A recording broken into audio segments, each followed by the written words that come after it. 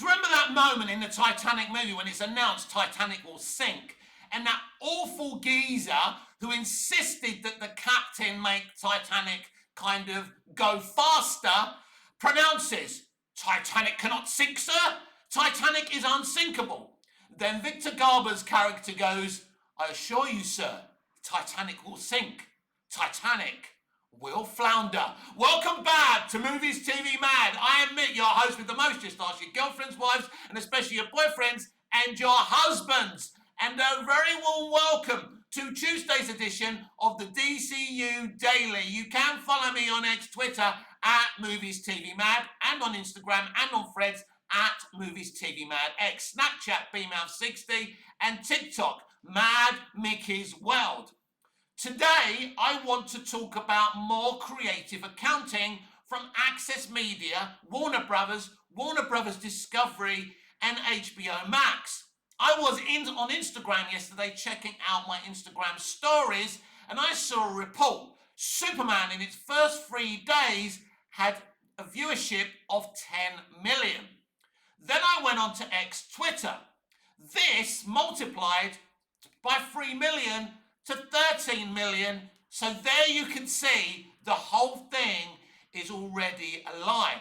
I don't know if Superman's global box office was genuinely 620 million or it's half that. I don't know what to believe anymore. Like I didn't know whether I could believe that Captain Marvel actually brought in $1 billion. I still think Disney and Marvel Studios were lying about that as well. But it's very, very interesting, isn't it? Because they proclaimed that HBO Max has never had viewership that high in the first 3 days of a release of a film that's been in cinemas since Barbie. Now they are lying, because I can tell you that Zack Snyder's Justice League is the highest viewed, the biggest streaming event of all time on launch. We know on Netflix that the first Rebel Moon in its opening had a viewership of 24 million. So a paltry 10 to 13 million isn't that much. But I can also exclusively reveal to you right here and right now, let's just pretend they're telling the truth about this 10 or the other 3 million, 13 million that they've added on in its first 3 days of its viewership on HBO Max. Well, those 13 million viewers didn't complete the movie. At least 3/4 of them didn't complete the movie. And about 75% of the first-time viewers of Superman on HBO Max in those first 3 days didn't even like the movie. They were giving it negative reviews. You see, like Titanic and like the guy with the thick moustache in the Titanic movie, DCU shills and stands and Access Media are in denial. The DCU is sinking quicker than Titanic. Just as it's launched, it's actually sinking quicker than Titanic. But we knew this creative accounting was going to continue. I was shocked like everybody else when this creative accounting began. Superman has the best domestic box office ever! Of course, they weren't talking about the international box office, which was a disaster, because Superman flopped internationally. This DCU is a failure. This DCU hasn't got a future. It's failed, it's sunk before it set sail. And there's many, many reasons for this. So they've decided to go down the avenue of creative accounting and stat padding. Stat padding is a thing we see a lot in entertainment today. It's the most watched thing since this one. You notice they didn't mention the Snyder Cut. You notice they didn't mention Rebel Moon's 24 million viewers on launch on Netflix. But there's another one they didn't mention. Daredevil Season 1. I think they launched all the episodes in Season 1 on Netflix. Remember how we all stayed up in Europe to watch Daredevil because we knew it was going to be based, it was going to be brilliant, it was going to be dope, and it fucking was. It's one of the greatest comic book series adaptations ever made. I love Season 1 of Daredevil. But the the 10 million viewers, if it's true, the 13 million viewers aren't even that much if you compare it to the views, the views on launch of the Snyder Cut, the biggest event in streaming history, right?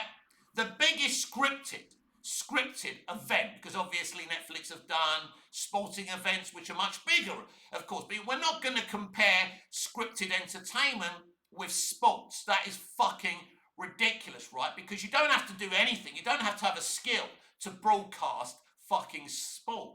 You have to have a skill to actually write and direct and make a great movie or a TV show, a great movie like the Snyder Cut or a great TV streaming show like Daredevil Series 1.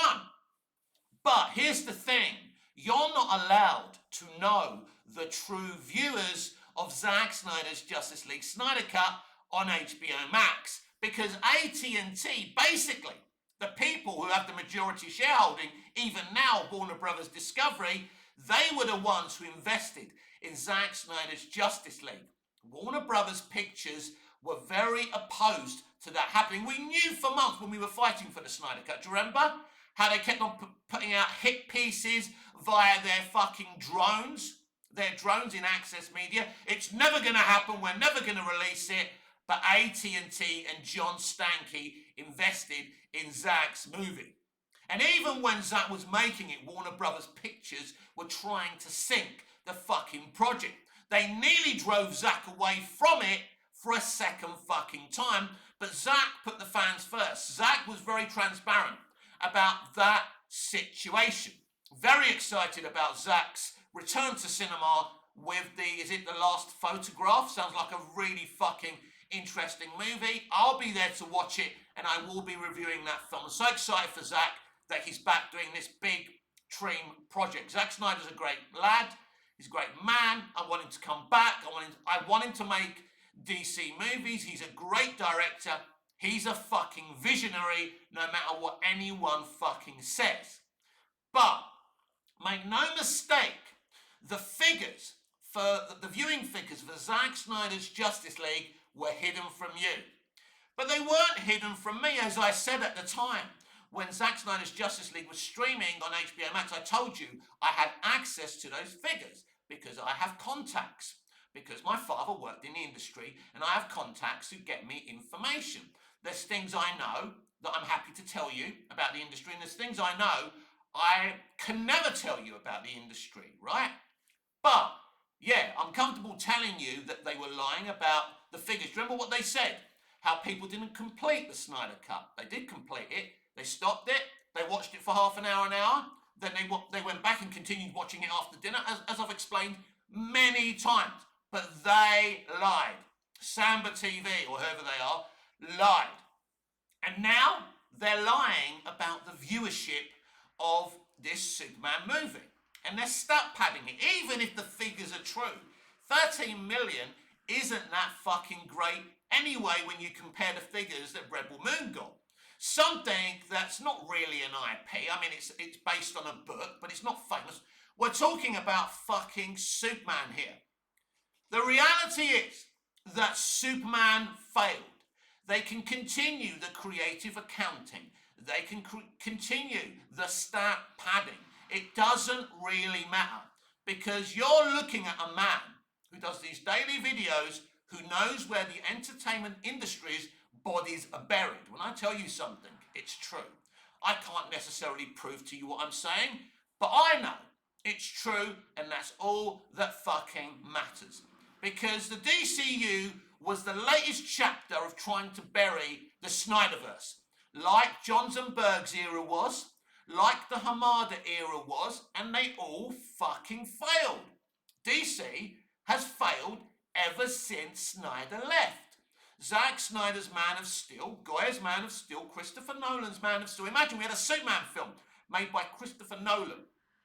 David Goya, the people who made the Dark Knight trilogy. The Dark Knight is proclaimed by many people as the best comic book movie ever made. I don't proclaim it that way. I love it, but I don't think it's as good as Batman Begins, for example. But anyway, that's just my opinion. So just imagine these people made a Superman movie. Zack Snyder's Man of Steel made bank. Not as much bank as they wanted it to make, but it made bank. Batman vs Superman made just under $900 million. Wonder Woman, $800 million. Even the Suicide Squad, not the David Ayer version, but the theatrical version, nearly made $800 million. Right? Aquaman made $1 billion. But once we stopped getting those epic DCEU movies, they failed. Once Zack Snyder left, they failed. And James Gunn and the DCU is just another tactic to bury what Snyder did.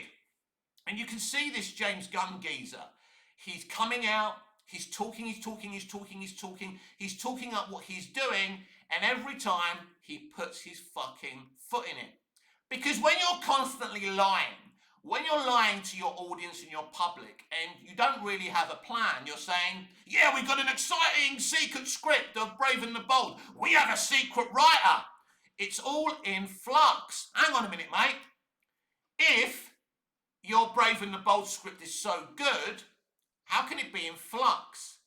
I mean, they were asking what age Batman's going to be. It's in flux, he says. What are you talking about? What do you mean it's in flux? Do you have a plan for Brave and the Bold, a Batman movie, or don't you? You don't, do you?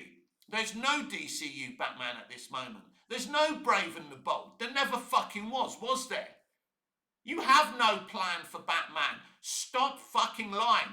And if you're not lying, announce the actor who's going to play Batman, announce the real director, because it isn't going to be Andy Muschietti. We fucking know that already. I told you when he was announced to direct Brave and the Bold, that was never, ever going to happen. It's lies upon lies upon lies. It's creative accounting and stat padding for Superman beyond creative accounting and stat padding. And they're not done yet. Just imagine when the physical media for Superman comes out, they're going to do it again. No film has had so much stat padding announcements for what it's sold, right? Or how many tickets it's sold, or its first 3 days of streaming on HBO Max. This is Desperation. Because if this film was so successful, they wouldn't need to overcompensate what it's done. You know those dames who tell you on social media, I love my boyfriend, I don't need any other man, and they bore us with all their couple selfies, right? If they were truly happy with their boyfriends and husbands, they wouldn't be sliding into my Snap and my DMs. When people are lying about things going well, they keep on going on and on about it. They make a point of it. Because if you're really content with the sales of your movie, if you're really content with your boyfriend and husband, you don't keep on verbalizing your contentment with that thing. So the whole thing with Superman being a success is a lie. Their tactics when the movie failed was, if we keep on saying it's a success, the more people will believe it. Adolf Hitler said, the bigger the lie, the more people will believe it. And basically, the DCU and DC Studios led by Safran, Gunn and Zaslav is one lie upon another lie upon another lie. It's the domino effect, and these dominoes are falling and are going to fall. This franchise, this studio that's not a studio, just a logo, is sinking every day. And the intelligent people observing this situation can see it for what it is. Bullshit. Superman was not a good film. Superman was not a successful film. Luckily for me and you who are subscribed to me and consume me, you get to know the truth.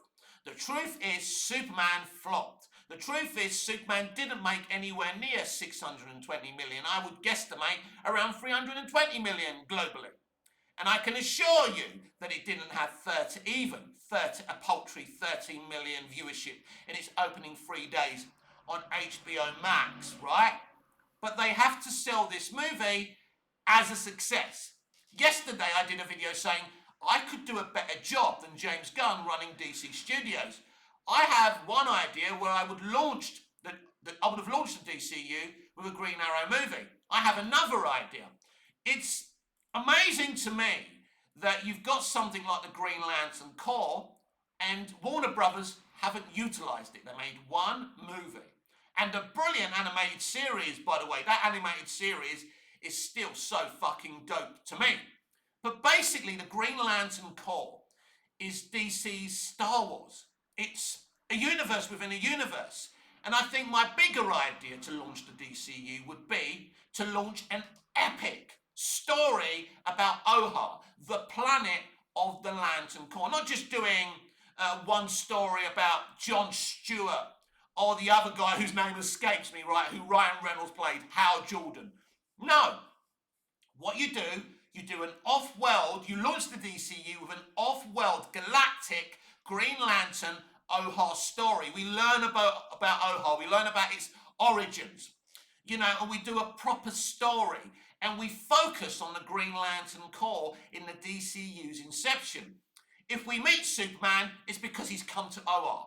If we meet Batman, it's because he's come to Oa. We meet the other characters in the DC universe via the Green Lantern Corps story, Oa's story, because the Green Lantern Corps is untapped potential. And anyone, whoever came up with the idea of doing a Green Lantern TV series, streaming series that's Earth-based, should be kicked out of this industry, should never work in this industry again.